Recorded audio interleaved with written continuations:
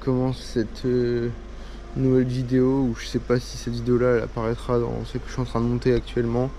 Enfin bref, on est toujours à l'aéroport de Narvik, parce qu'on a que le bus à 11 h. Et du coup on a passé la nuit dans l'aéroport. C'était franchement pas facile du tout, parce que c'était pas comme l'aéroport de Trondheim, c'est un plus petit aéroport, donc tout est allumé, il fait toujours un petit peu de bruit par-ci par-là. On n'avait plus personne dans l'aéroport avec nous à partir de 1 h du mat, mais à partir de 5 h il y avait de nouveau des vols, donc il y avait des gens qui passaient. On a dormi réellement 4 heures, et je pense qu'au total sur les 2 jours, si on a dormi 7 heures, c'est un miracle. Donc on commence à être vraiment très fatigué.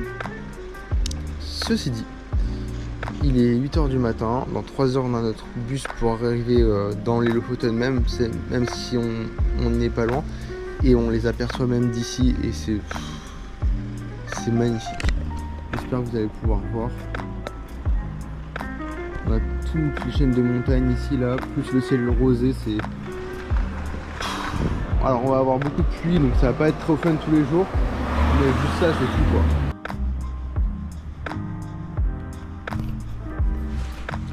C'est juste... c'est bluffant de voir des aussi grandes montagnes, de la neige, des sapins partout, des maisons vertes, et tout ça depuis l'aéroport, donc on n'est même pas vraiment encore dedans, et quand on sera en plein dedans ça va être juste fou, malgré le mauvais temps je pense. Et on est trop fiers de nous quand même, parce que on a un petit peu bavé pour arriver jusqu'ici, avec tous les problèmes qu'on a eu, donc on est content. Et ça fait du bien, franchement ça fait trop du bien de se dire ça, qu'on y est arrivé. On y est enfin arrivé. Ah c'est bon, on est arrivé au Lofoten avec Ella, et bon du coup on est dans les montagnes. Alors il y a du vent et qui passe super beau, mais on voit quand même les montagnes, on est content. Enfin voilà, ça c'est notre vue pour l'instant. Ici, chez les gens là-bas, bon, faut pas que je filme de trop, il y a des rennes. On est descendu du bus, on a vu ça directement, on était en mode ah ok, chez les gens il y a des rennes, c'est leurs animaux quoi.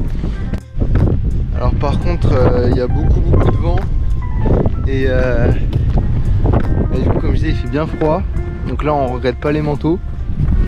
Mais le truc c'est qu'on va peut-être pas pouvoir accéder au logement tout de suite, parce qu'il est que à 14 h 30, 15 h, il est que 11 h 30 là, donc on va peut-être attendre un petit peu, et on va dormir par ici, dans une de ces maisons. Donc trop hâte.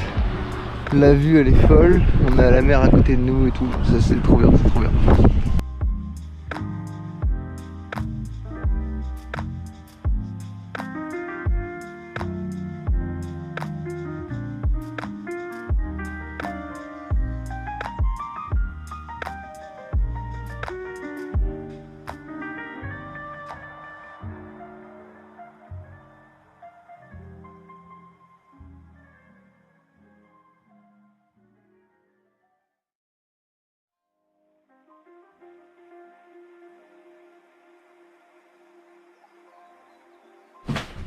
Bon du coup c'est bon, on est enfin arrivé dans la chambre, on l'a eu plus tôt que prévu, je sais même pas quelle heure il est. Mais c'est même pas ça le meilleur, c'est que bon, déjà on a une vue trop belle. Donc, je sais pas si vous arriverez à le voir, mais genre par là-bas il y a une montagne gigantesque et tout enneigée, on a eu un petit bout par là-bas aussi. On a une vue sur du coup la mer, les montagnes, les petits fjords. Et tout ça dans une vieille bâtisse qui fait hôtel aussi. Et du coup on est arrivé plus tôt que prévu ici. Donc on a demandé à savoir si on pouvait rester à l'intérieur pour se couvrir du vent et tout, parce qu'on est fatigué déjà de base. Et que là en plus la journée, enfin les 2 jours ont été très longs de ça, donc on voulait juste s'installer, se poser. On a été accueillis par un gars, c'était son premier jour, mais il nous a dit bah, pas de soucis, installez-vous, vous voulez quoi, je vous fais à manger. Donc on nous a fait à manger, gratuitement en plus, c'était sur le compte de la maison. Donc en plus de ça c'était super bon.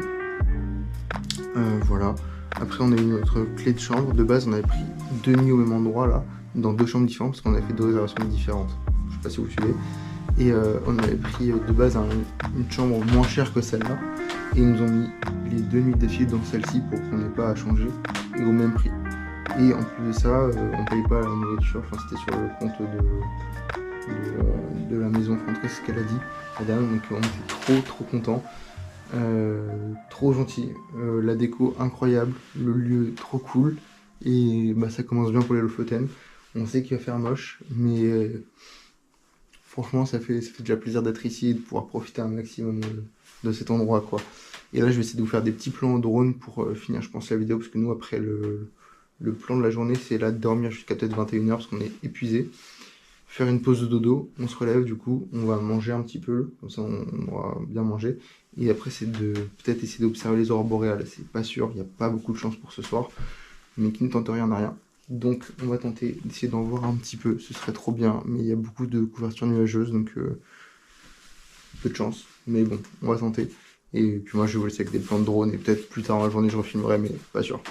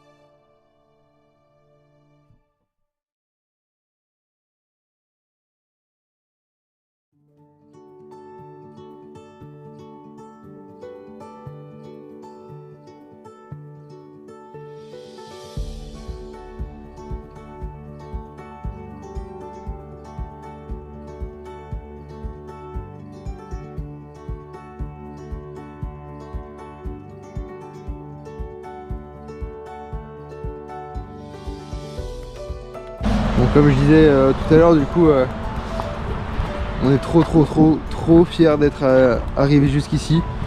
C'était pas un chemin très facile, il y en a peut-être plein qui auraient abandonné vu la complexité. Malgré que ça reste des vacances, c'est quand même pas toujours tout repos. On est toujours H24 dehors et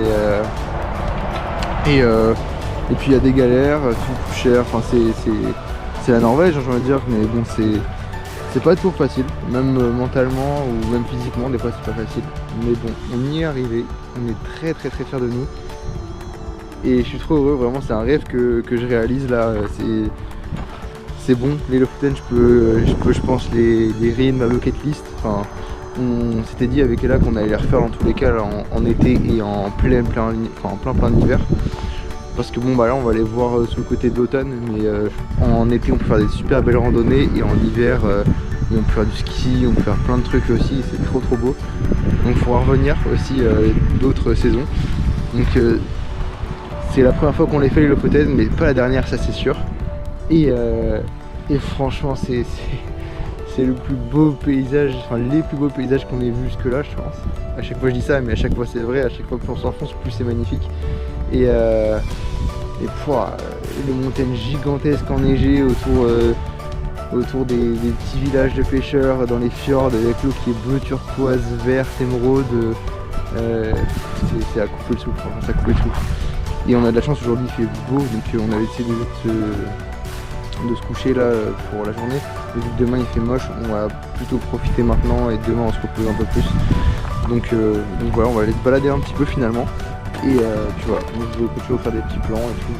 J'ai sorti un petit peu le drone, je sais pas si je pourrais le ressortir dans la journée, mais dans tous les cas je vous ai montré un petit peu l'endroit dans lequel on était et c'est très sympa.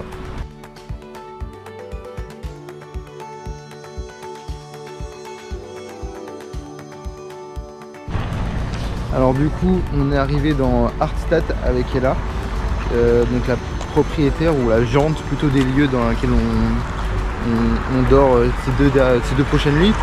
Elle nous a dit si on n'avait rien de prévu, Harstad c'était vraiment un lieu à visiter en plus de l'endroit où on dort. Donc c'est une énorme ville entourée de montagnes mais dans tous les sens. Pour venir ici on n'a pas vu énormément de choses, mais le peu qu'on ait vu c'est des montagnes à perte de vue. Là il y en a vraiment beaucoup. Et je vais essayer de vous montrer ça à la GoPro, je sais pas si ça va rendre super parce qu'elles sont quand même assez éloignées. Mais je vais essayer de sortir le drone pour vous filmer encore un peu.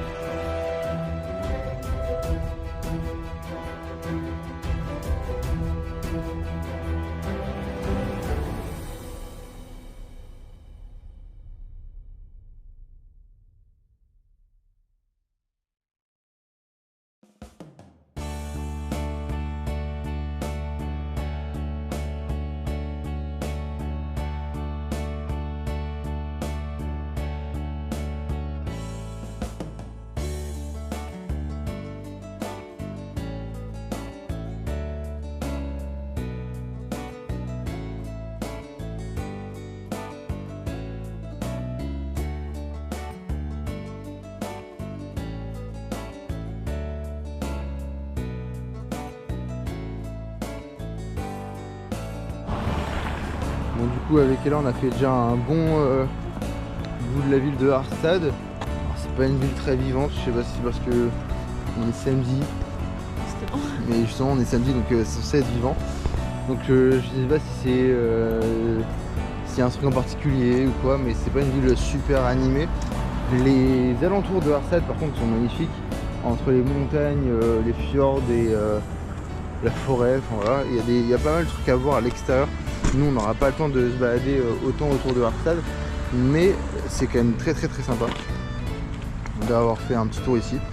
Et là on va aller se poser tranquillement à la chambre qu'on a pris pour pouvoir du coup dormir avant d'aller voir les aurores boréales ce soir. Alors on sait pas si on va en voir, on prie pour en voir, mais franchement les chances d'en voir elles sont très faibles.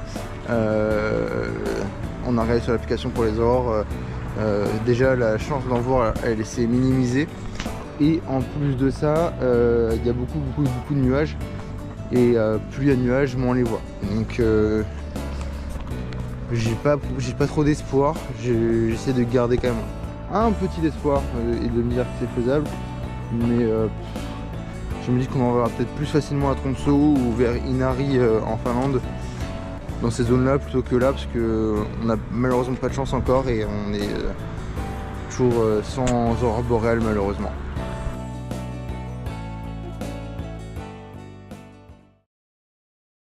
Moi aussi je suis claqué. Bref,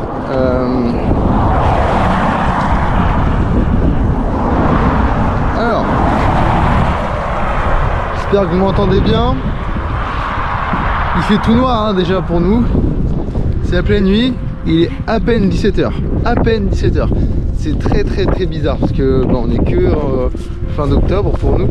Et en France à 17h il fait pas de nuit noire comme ça. Donc ça fait très bizarre. C'est agréable mais c'est bizarre. Et puis on espère vraiment que le ciel va se dégager un peu.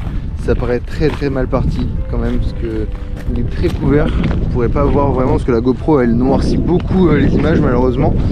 Mais tout est très couvert. Et puis bah voilà, on ressortira tout à l'heure. Si jamais j'en vois, je refilmerai. Je pense que j'essaierai au moins de prendre des photos et vous mettre ça sur la vidéo. Sinon bah ça va être la fin de la vidéo. Et puis on se retrouvera demain sous la pluie au même endroit. Bon, on est ressorti pour voir les aurores boréales. On attend toujours. Techniquement, sur le plan pourcentage, on est à plus de 50% de chance d'en voir. Le problème, c'est qu'il y a énormément de nuages. Il y a aussi beaucoup de vent, c'est pour ça qu'on est aussi bien habillé. Parce qu'il fait froid et qu'il y a beaucoup de vent. Donc on espère que le vent pousse les nuages, mais honnêtement, il y a quand même peu de chance. Pour toute la soirée, ils annoncent 100% de couverture nuageuse. Et plus il y a de nuages, moins on voit les aurores, donc très peu probable. On n'est pas les seuls à regarder au cas où, mais bon, les chances sont pas en notre faveur, je pense. Tout l'hôtel est sorti. Ouais, c'est ça, tout l'hôtel est sorti. On n'est pas beaucoup, mais... Mais ouais, on croise les doigts, on croise les doigts.